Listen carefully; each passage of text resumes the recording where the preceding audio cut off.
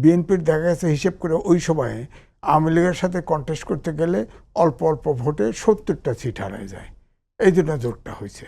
তো এখন যেটা অভ্যুত্থানের পরে যে অভ্যুত্থানের শক্তিগুলা, এখন আওয়ামী লীগ নাই, তো এখন বিএনপি এবং জামাত হচ্ছে প্রধান শক্তি। এই শক্তির ভিতরে যে বিভক্তি, এই বিভক্তিটা নিতান্তই আপনার অভ্যুত্থানের পরে ভোটে কে বেশি সিট পাবে, সংসদে কে সিট পাবে, এটার কারণেই বিভক্তিটা। তো আমার কথা ভালো প্রতিযোগিতা, এটা তো কে বেশি ভোট পাবে সেই প্রতিযোগিতা না না না, আমি এভাবে দেখি না। কারণ ফ্যাসিস্ট রেজাউল করিম ভাই কিন্তু উদাহরণ দিছে যে শেখ হাসিনা সব পারে, এবং সবগুলি দল দেখেন 15টা বছর বিশেষ করে নির্বাচন হয় নাই, এবং বিএনপি জামাত তো ধরেন না, বিএনপি এরা বড় বড় শক্তি মাঠেই নামতে পারে নাই।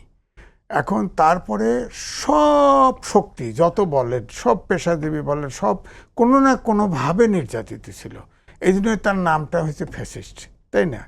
এই ফ্যাসিস্ট শক্তির বিরুদ্ধে সব ছাত্র জনতা রাজনৈতিক দল ব্যানার রেখে যখন এক হয়েছে, তখন কিন্তু ফ্যাসিস্ট পালিয়ে গেছে, এবং নিরাপদেই আমি বলবো পালিয়ে গেছে।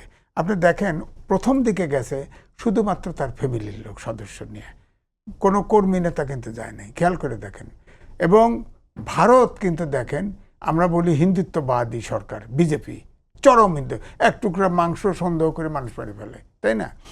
সেও কিন্তু পার্লামেন্টারি পার্টির বৈঠক করে সিদ্ধান্ত নিয়ে, অর্থাৎ রাষ্ট্র তাকে শেল্টার দিয়েছে।